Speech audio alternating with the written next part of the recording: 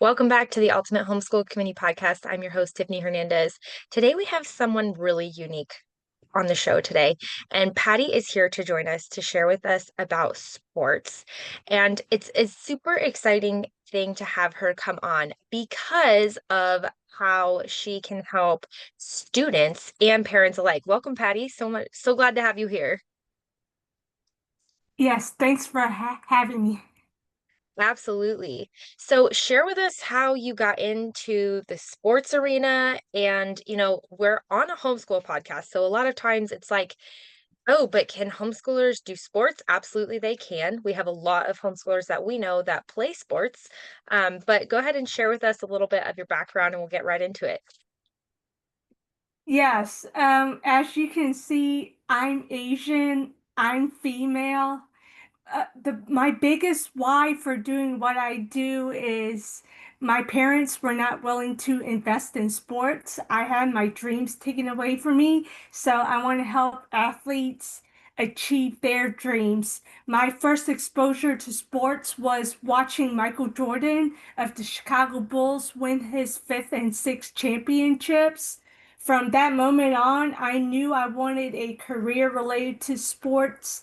Fast forward to my teenager years, I saw Tiger Woods play golf. He made playing golf cool and fun for us young people, and trying the game meant taking golf lessons. And in the process of taking golf lessons, I became aware of athletes' wants, needs, frustrations, and fears. I knew I wanted a career related to sports.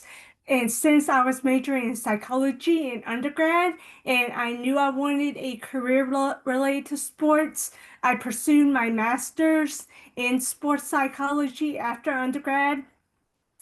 And then I started my own business. Originally, it was under the name Driven to Peak Consulting.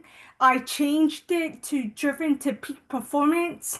And I also provide a new service to go along with the sports psych. People have always known me as the person who helps athletes with lack of confidence, lack of playing time, trouble transferring their performance from practice to game day. They perform great in practice, but let's fast forward to game day. Parents and coaches are scratching their heads. Where was the athlete I saw in practice?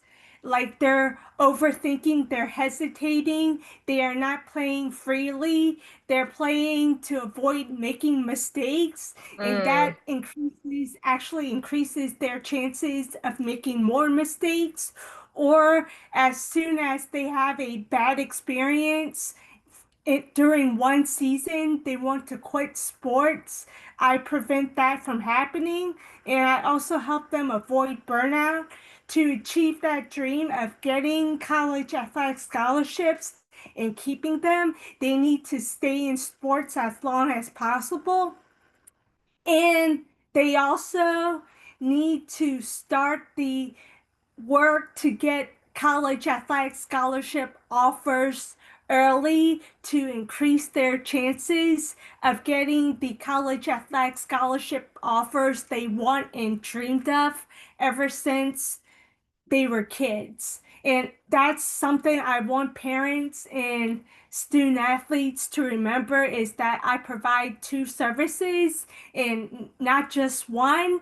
And this hook has really helped people remember me. I no longer want to be the best kept secret in sports. Instead, I want to be the go-to expert for increasing your children's chances of getting and keeping college athletic scholarships. Parents and athletes need to remember the college athletic scholarship is only a 1 year agreement. After signing on the dotted line, your next challenge is maintaining it. And services are available virtually, so you don't have to go anywhere to work with me.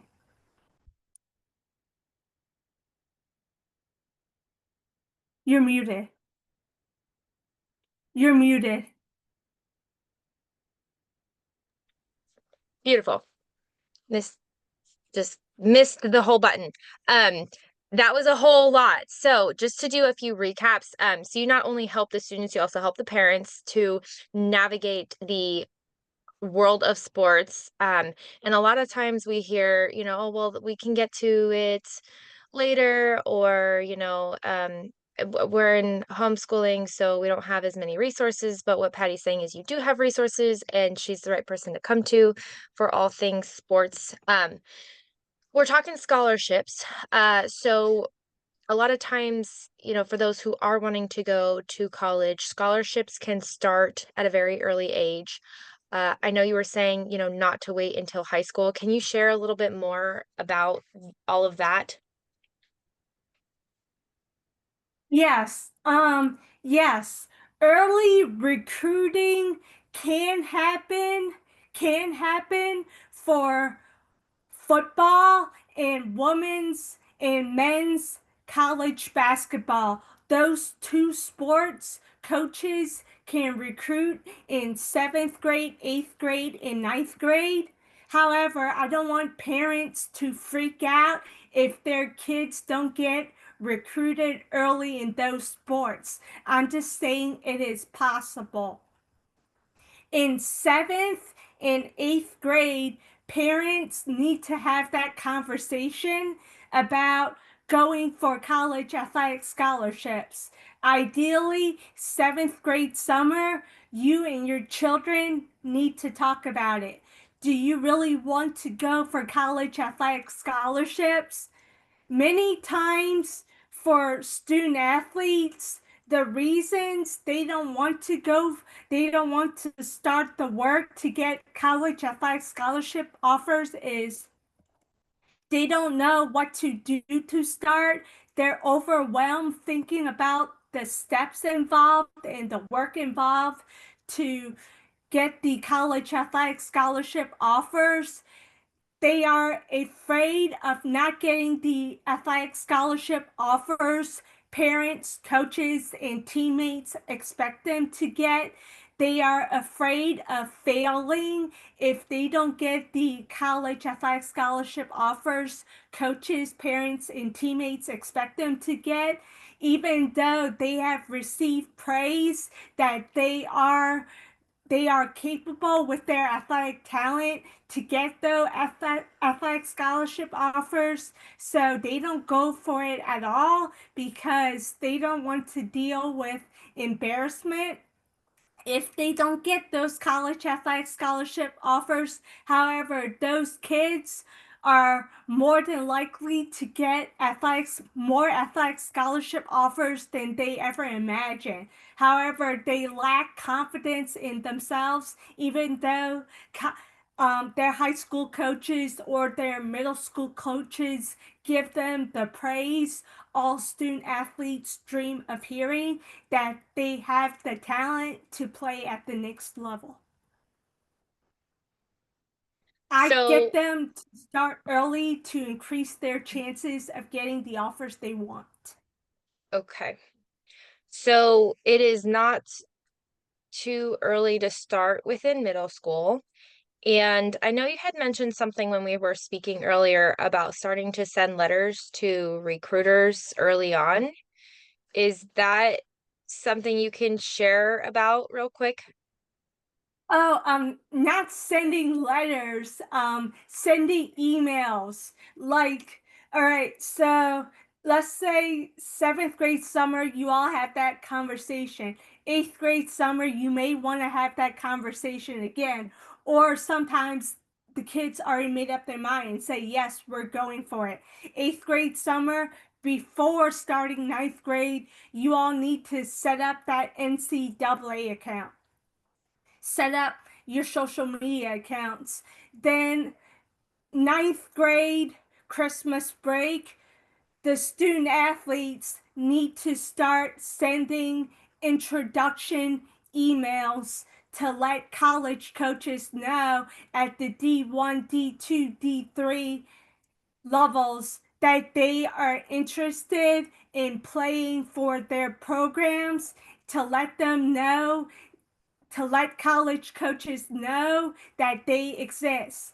College coaches cannot recruit student athletes that they don't know exist and are interested in playing for their programs. Sending the introduction emails are necessary to let college coaches know that you all exist and are interested in playing for their programs.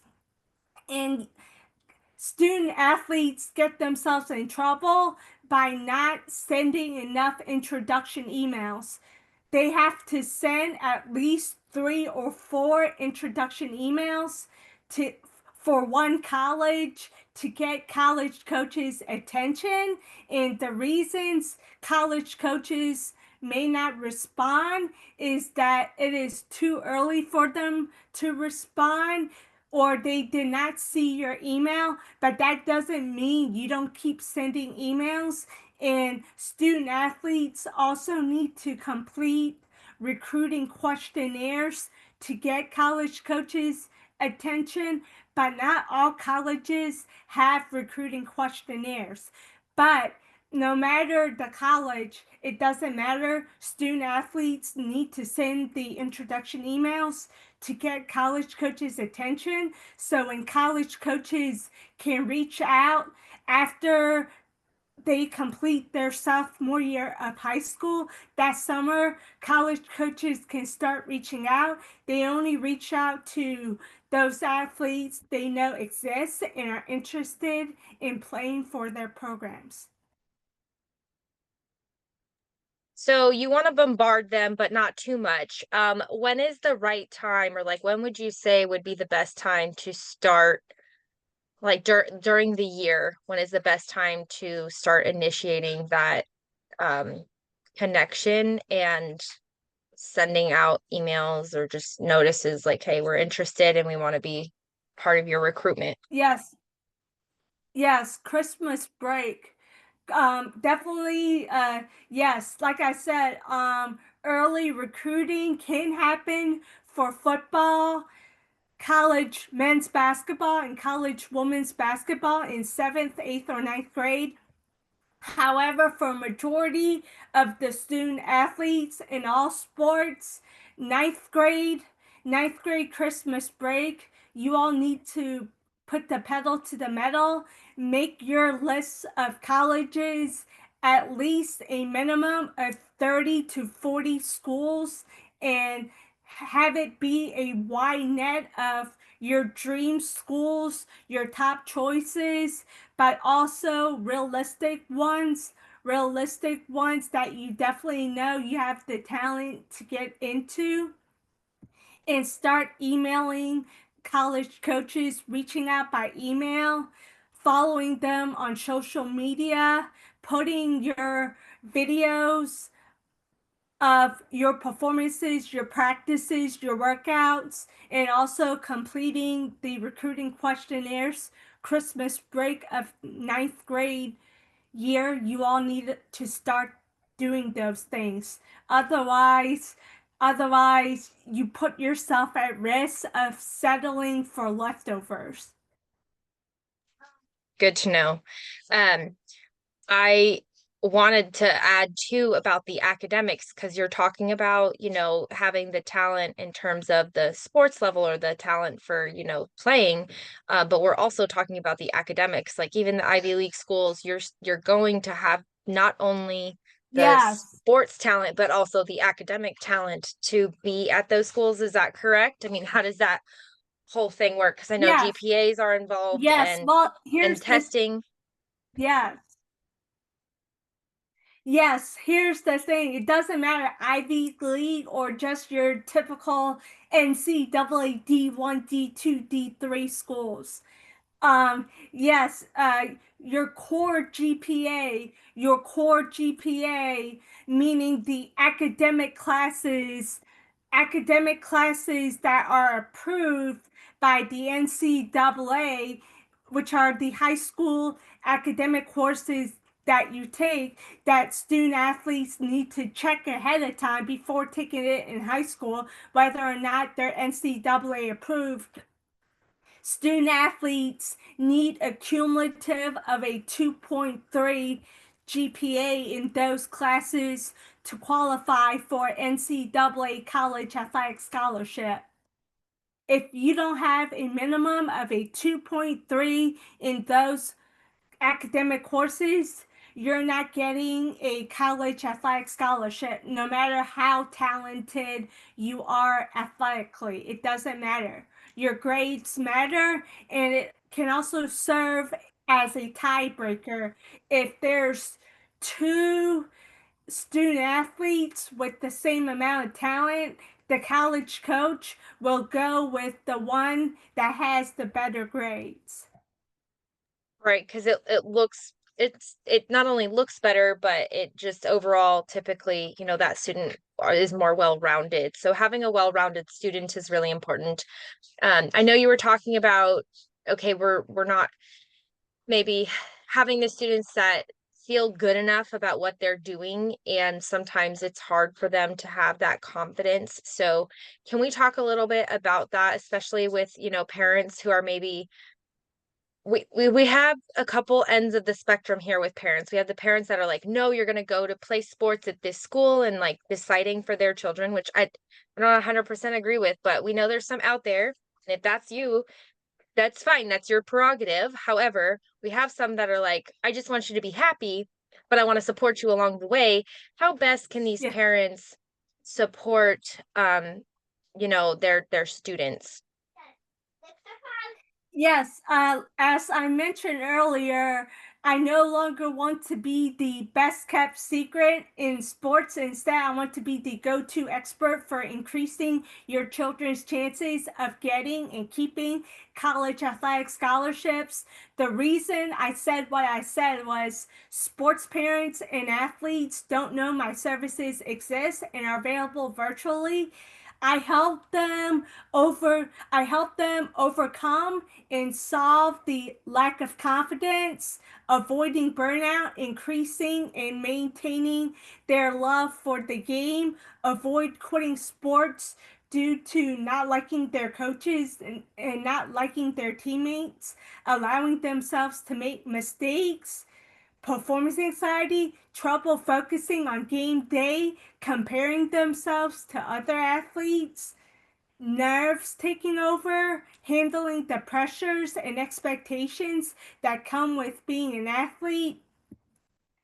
They can get themselves in trouble by focusing too much on winning, improving their physical skills too fast, or they can also get themselves in trouble by being too determined to improve and get better to the point where they work too hard and overtrain, increase their chances of getting injured and increase their chances of burnout.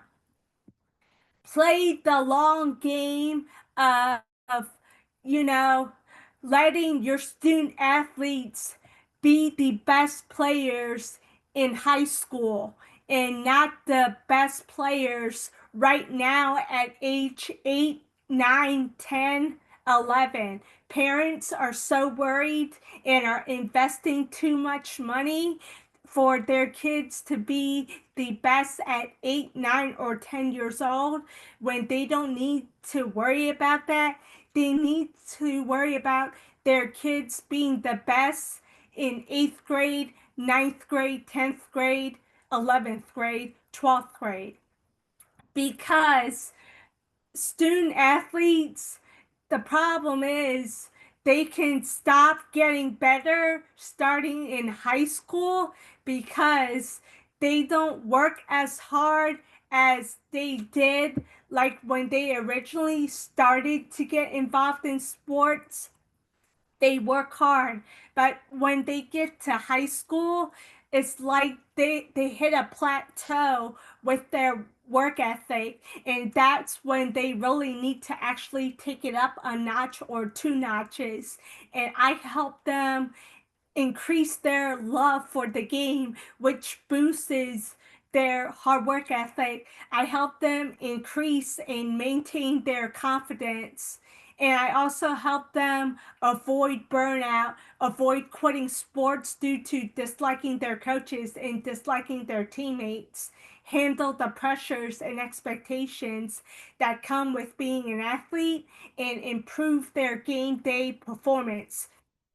You really start to see those performance issues in middle school and high school, and when your students athletes start college, and then their problems become maintaining their college athletic scholarship when a new level of work ethic, a new level of confidence, a new level of pressure and expectations are expected of them.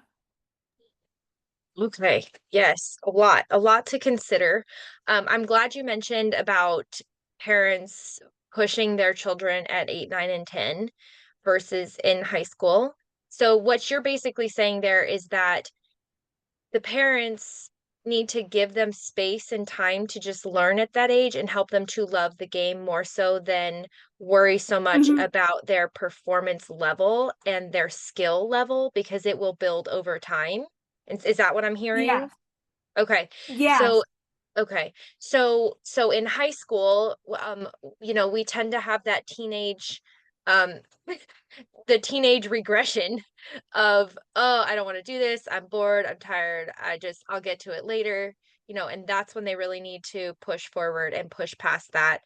You mentioned Mm-hmm. about burnout a few times. I myself was also a student athlete in several different sports, specifically ice skating, which is more of an individual sport. But man alive, if I would have had a coach that really could understand the mindset, I cannot stress Mm-hmm. enough about having somebody there to get you in the right mindset because that will keep you from everything. And it did. Like for me, for several years, I was at a plateau, could not get past um, several skill sets that I Mm-hmm. needed because of the mindset. So, experiencing it myself, I'm like, yeah, I see the benefit of that for a student, especially ones that are like, no, I want to do this as a career because I wanted to do it as a career myself, but I couldn't because I couldn't get past those mindset issues. um, it plateaued and I couldn't it like I ran out of time and college came. Um, and it was really hard. I also did the comparison thing. It was really hard to see students that were younger than me, my friends younger than me, surpassing me and going on to do the work that I wanted to do, or they got the jobs that I wanted, or they got like so, I know that's really hard for us as performers and as athletes. We want to be the best that we can be.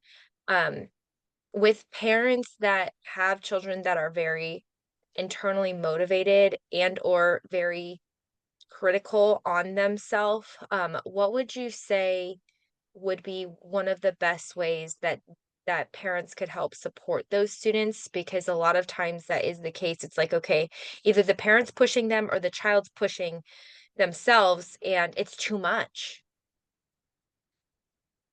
Well, that yes. What is the number one reason middle school, high school, and college student athlete parents hire me? Uh, their kids will listen to me. I'm not just mom or just dad. Those are their words and not my words. They feel unheard. It doesn't matter if they were former athletes or former coaches. From their children's perspective, they're just mom or just dad and don't know anything. However, they will listen to me. They Parents need to learn game free and practice free, sports performance free talk zones. No sports practice talk, no game talk in the car. That's my biggest one. The car ride to practice, the car ride to games and home from games and from practices can be the place where your children get extra rest, or it can be the place where your children quit sports. Parents can have the greatest intention to help. However, after practices and after games, win or lose, it doesn't matter. It's going to turn to a war if you discuss practice performance and game performance in the car. Also, 24 hours.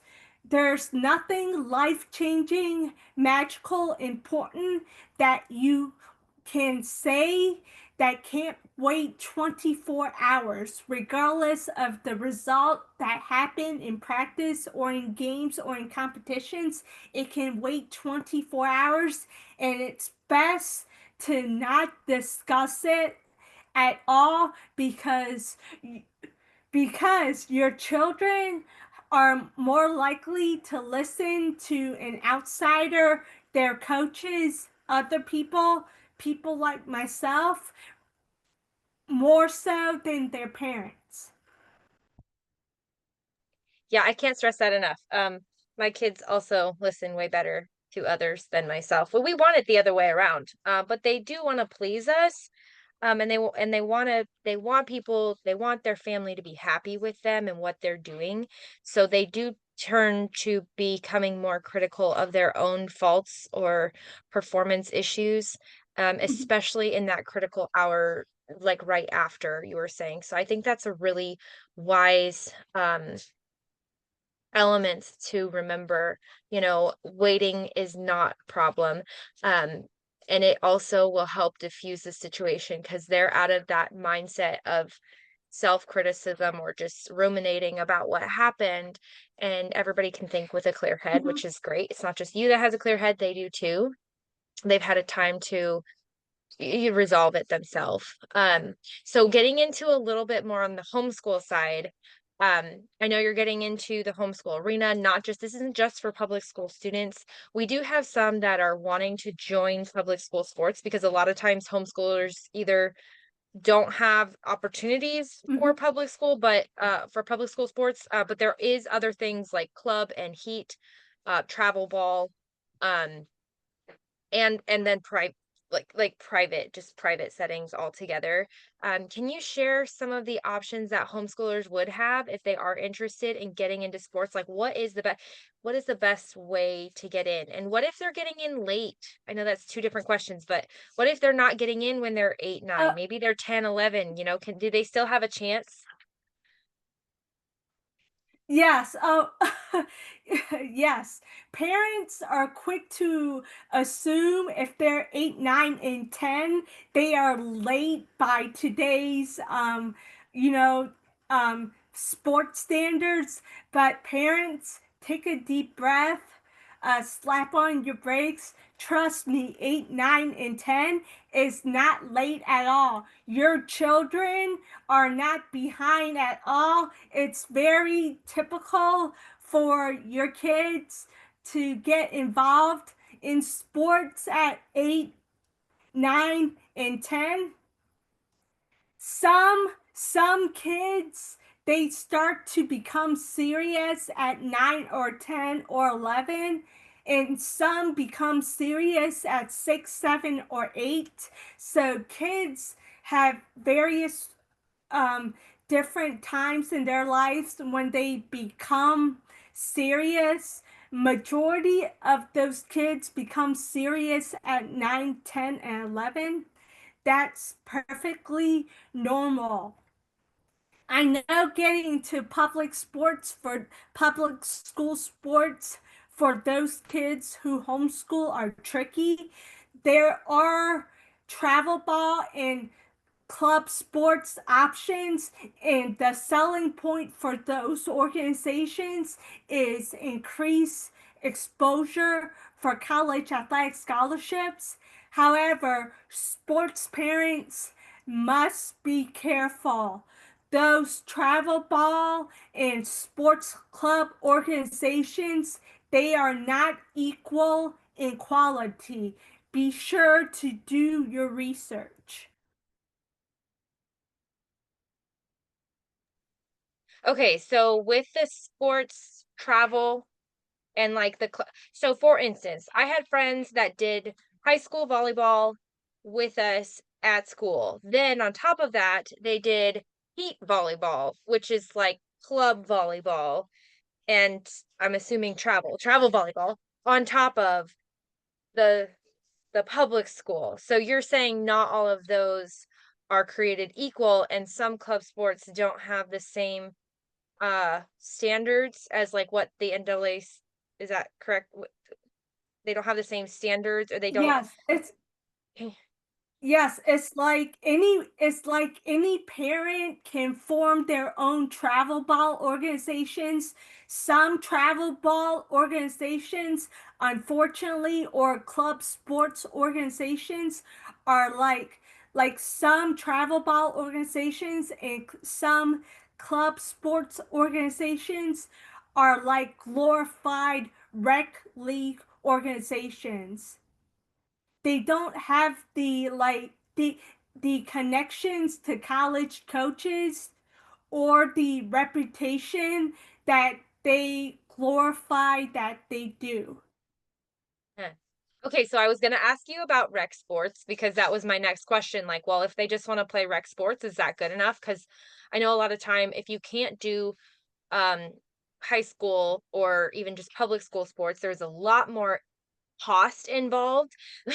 And a lot of times rec sports are not as costly, but you're saying because of the reputation of those, even if they do have a talent, like there is gonna have to be some level of the league that they're in be like a higher level than just a rec team. Is that correct? Yes, it can't just be like a quote unquote travel ball sports club organization that's like more of a glorified rec league, and those kids are lacking fundamentals, and they don't Okay. know how to play because they lack the fundamentals. Like they don't know the foundation physical skills to play at a high level. Okay. So if parents are doing the research and looking for the right kind of travel team or just league in general, what kind of things would they need to be looking out for to say like, "Hey, yes, this is a better team than that team, or this is a better club than that club because they're legitimate."